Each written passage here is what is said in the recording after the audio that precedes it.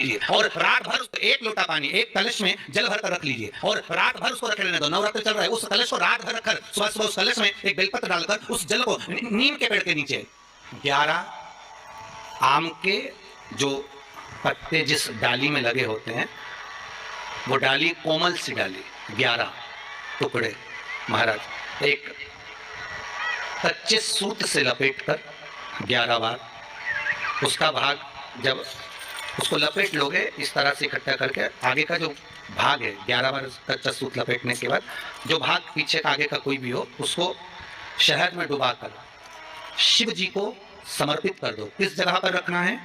अशोक सुंदरी वाली जगह। अशोक सुंदरी की जगह जानते हो आप लोग, पहले भी आपको बताया है, आज फिर आपको वर्णन कर दें।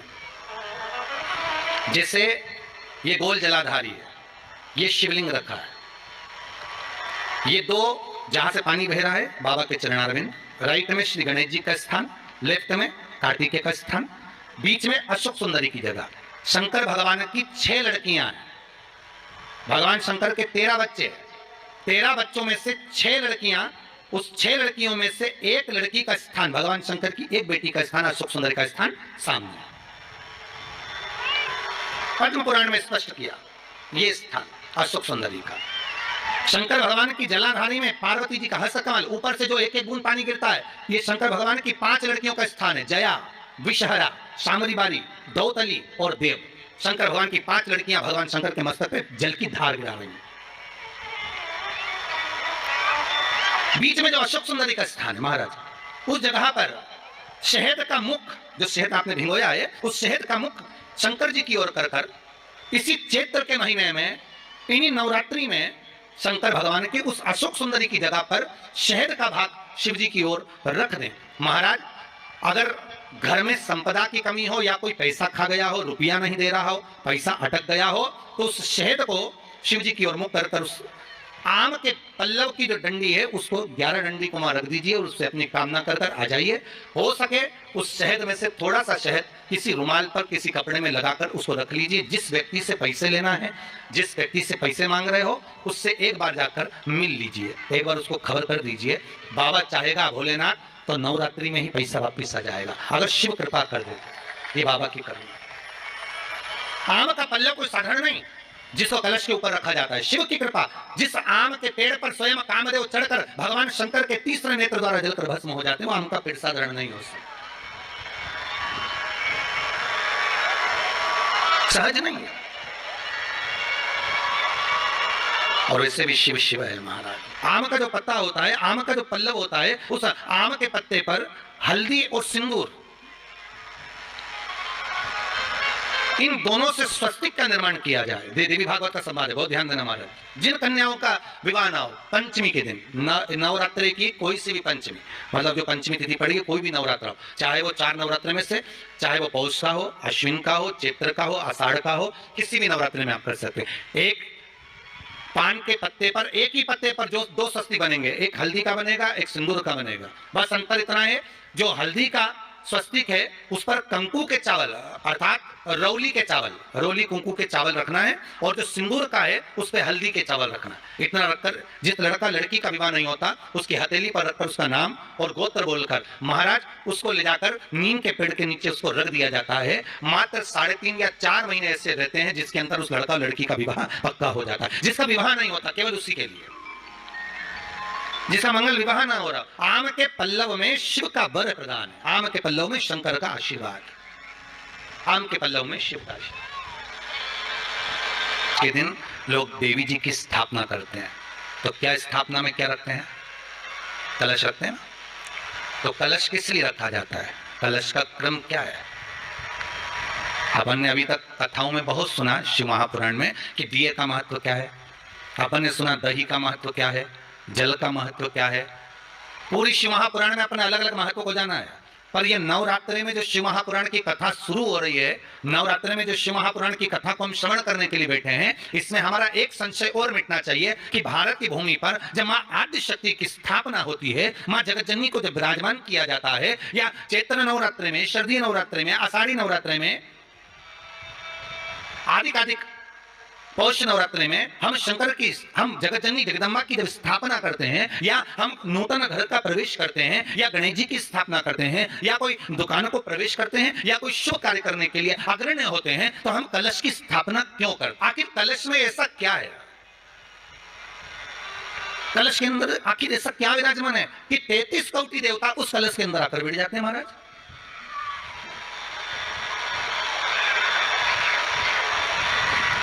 आप कोई यज्ञ करने जा रहे हो, आप कोई पोथी पुराण करने जा रहे हो, आप कोई अच्छा कार्य करने जा रहे हो, तो ब्राह्मण देवता कहते थे कलश की स्थापना होगी, कलश की शोभा यात्रा निकलेगी, कलश यात्रा निकलेगी, कलश विराजमान होगा। और आज हर की पौड़ी पर, प्रयागराज में या उज्जैनी में, नासिक में जो बड़े बड़े कुंभ के मेले होते, कुंभ का मतलब भी तो कलश से होता है। उसकी महत्वता क्यों है? उस कुंभ की, उस घड़े की महत्वता कहां से प्रकट हो गई? शिव महापुराण की कथा कहती है महाराज, भगवान ओघड़दानी शंकर स्वयं आद्य शक्ति जगदम्बा से कहते हैं कि जगदम्बा तू क्या चाहती है बोल। तो जगत जननी जगदम्बा कहती है कि जहां मैं हूं वहां शंकर है, ये आपने कह दिया, और जहां शंकर है वहां पार्वती का होना जरूरी है। उसके लिए सिद्ध करने के लिए एक स्थान ऐसा बनाया जाए जहां पर शंकर विराजमान है और शंकर के साथ पार्वती विराजमान है। तो शिव जी ने कहा, पार्वती उसके लिए मैं तुझे एक सुंदर कलश का निर्माण कर देता हूं। कितना सुंदर लिखा है देवी भागवत के अंदर कि जहां कलश की स्थापना होती है उस जगह पर किसी देवताओं को बुलाने की जरूरत नहीं होती। 33 कोटि देवता उस जगह पर स्वतः विराजमान हो जाते हैं। स्वयं 33 कोटि देवता स्वयं वहां विराजमान। और कितनी महत्वता कलश की महाराज। आप लोगों से भी निवेदन है, क्षेत्रीय प्रतिपदा है आज, जिनके घर में ज्यादा रोग हो, बीमारी हो, ज्यादा तकलीफें आ रही हो, कष्ट बढ़ रहा हो, बीमारियां बढ़ रही हो, या भय लग रहा हो, डर लग रहा हो, हृदय चित्त में कहीं ना कहीं आपको भय का भान हो रहा हो, तो एक लोटा पानी, एक कलश में जल भर कर रख लीजिए और रात भर उसको रखे रहने दो। नवरात्र चल रहा है, उस कलश को रात भर रखकर सुबह सुबह उस कलश में एक बेलपत्र डालकर उस जल को नीम के पेड़ के नीचे, जहां चैत्री नवरात्रि में नीम के पेड़ के नीचे सारी विद्याएं, आद्य शक्तियां, सारी देवी उस नीम के पेड़ के नीचे विराजमान रहती हैं। उस कलश में एक बेलपत्र डालकर रात भर रखकर उस जल को पूरे घर में घुमाकर उस नीम के पेड़ के नीचे समर्पित कर दीजिए महाराज। घर में भय लगना बंद हो जाएगा, कोई बड़ी बीमारी आपको घेरेगी नहीं और उस बीमारी से, उस रोग से आप मुक्त रहेंगे। उस बीमारी से, उस रोग से आप मुक्त पाएंगे, वो बीमारी आपको घेरने। कलश का इस संसार सागर से उबरने के लिए हम भगवान की कथा को अपने हृदय में, अपनी चित्तवृत्ति में, अपने मन में उतार लें।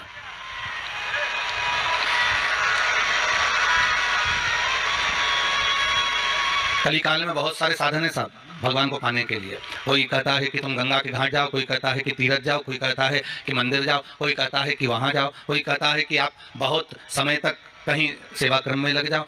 कली काल में बहुत सारे साधन बता दिए कि आप साधना भी कर सकते हो, आप तप भी कर सकते हो, आप घंटों तक नेत्र बंद कर भगवान को रिझा भी सकते हो।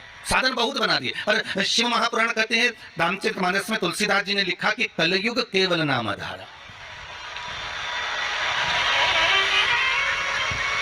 तुलसीदास जी लिखते हैं कि कलयुग में केवल एक नाम की आधारशिला रख लीजिए।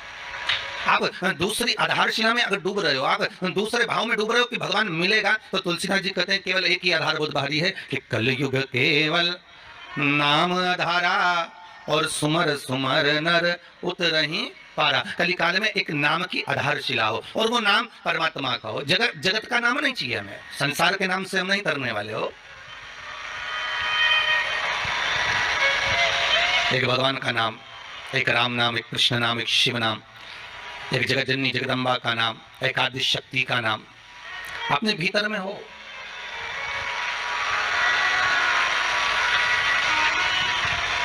और फिर जब उस परमात्मा का नाम हम इस हृदय चित्त से लेंगे, उस परमात्मा के नाम में जब हम डूबेंगे, तो उसका आनंद भी तो बहुत ध्यान देना महाराज। कलश का जो मुख होता है, उस मुख पर भगवान विष्णु का स्थान होता है। किसका स्थान है? भगवान विष्णु का। थोड़ा सा नीचे आओगे, जहां से कलश का मुख दबा हुआ होता है, वह जगह भगवान स्वयं शिव की होती है। किसकी जगह है? भगवान शंकर की।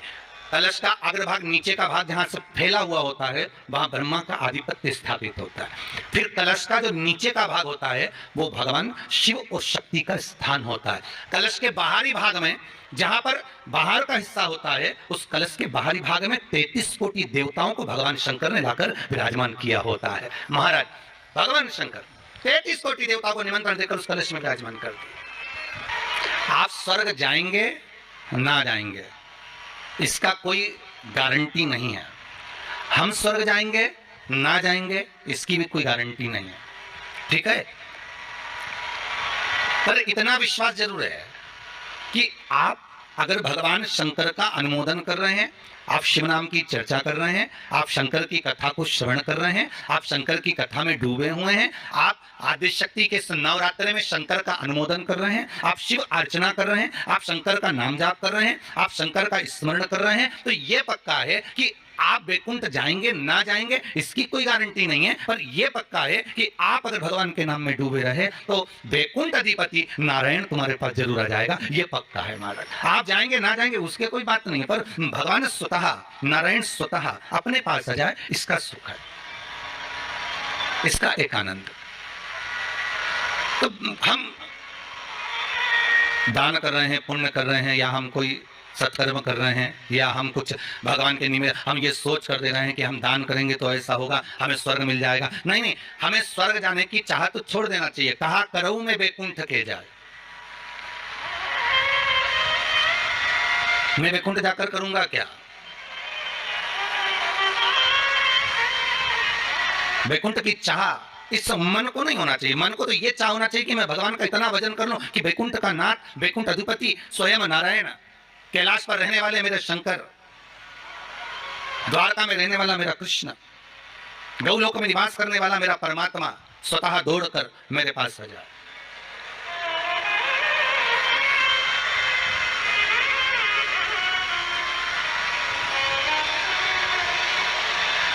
और उस परमात्मा को पाने के लिए महाराज केवल एक नाम का था। तो वैकुंठ आप जाएं या हम जाएं इसका कोई पक्का भरोसा या विश्वास नहीं, कोई ने लिख के भी नहीं दिया तुमको, और जो गए उनसे पूछ भी नहीं सकते कि तुम वैकुंठ में हो कि और कहीं हो। ये किसी ने फोन लगाया था गए हुए व्यक्ति को कि तुम कहाँ वैकुंठ में बैठे हो कि कहाँ हो, तो कोई बताने वाला भी नहीं है कि वैकुंठ गया कि नहीं गया, ये कुछ बोल भी नहीं सकते। पर एक बात और है महाराज, एक बात और अग्नि पुराण में कहा है कि किसी के प्राण छूटने के बाद अगर दुनिया के लोग जब उसको लेकर जा रहे हो, दुनिया के लोग उसको लेकर जाते समय दुनिया के लोग अगर बात कर रहे हो कि हाँ बहुत अच्छा था, सब भगवत भजन में डूबने वाला था, स्मरण करने वाला था, दान करने वाला था, पुण्य करने वाला था, सत्कर्म करने वाला था, भगवान की भक्ति में डूबने वाला था, अच्छा व्यक्ति था, तो अग्नि पुराण कहती है ये मान लो कि वो जीव ने वैकुंठ का भाग ग्रहण कर लिया, वो वैकुंठ चला गया। और अगर किसी के जाने के बाद लोग कह रहे हैं अरे अरे भैया अच्छा हुआ मर गया, बहुत प्राण खाता था, बहुत तकलीफ देता था, बहुत कष्ट देता था, बहुत परेशान करता था, बहुत दुख देता था, तो समझो कि हाँ भैया वो फिर नरक ही गया होगा, क्योंकि वो दुनिया को भी कष्ट देता है। उसकी चित्तवृत्ति में, उसके मन में ये आ जाता है कि मैं कहीं ना कहीं किसी ना किसी रूप में वैकुंठ जाना चाहता हूं। तो शिव महापुराण की कथा कर रही है वैकुंठ का भाग तुम्हारे भाव में नहीं आना चाहिए कि हम वैकुंठ जाएंगे और हम वैकुंठ जाने का प्रयास करेंगे। नहीं नहीं, हमें वैकुंठ नहीं जाना, हमें वैकुंठ अधिपति नारायण को यहाँ बुलवाना है, हमें भगवान विष्णु को अपने हृदय में, अपनी चित्तवृत्ति में, अपने मन में आमंत्रित करना है। और जब भाव होगा महाराज, निर्मल जब भाव होगा तो भगवान को मिलने में फिर देरी नहीं हो सकती।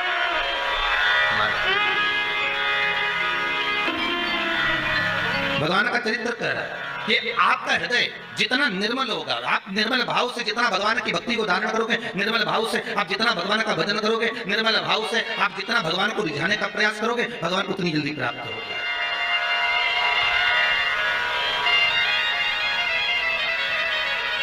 उतनी जल्दी।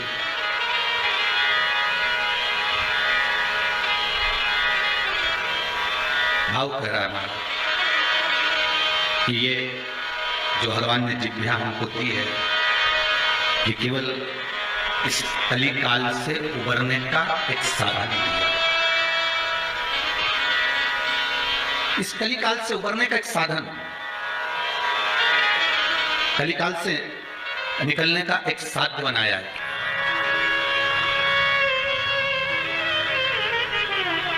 एक बार आदि शक्ति माँ जगज्जननी जगदम्बा दुर्गा भवानी भगवान शंकर के पास जाती है और भगवान शिव से माँ जगज्जननी दुर्गा भवानी ने एक बात कही कि प्रभु सुनिए, मैं जहां जहां पर हूं, माँ जगदम्बा कह रही कि मैं जहां जहां पर हूं प्रभु आप वहां वहां पर हो ना। शंकर जी बोले जहां शक्ति है वहां शिव है, मैं वहां पर हूं। तो जगज्जननी जगदम्बा के मुख से निकल गया प्रभु फिर जहां पर शिव है वहां पर भी शक्ति है, जहां शंकर है वहां स्वयं आदि शक्ति जगदम्बा पार्वती, मैं वहीं पर हूं जहां पर शंकर भगवान ने कहा सुन पार्वती, तू जहां पर है वहां पर शंकर है। मैं विश्वास रखकर इस वचन को निश्चित कर देता हूं कि जहां पार्वती है वहां शंकर है।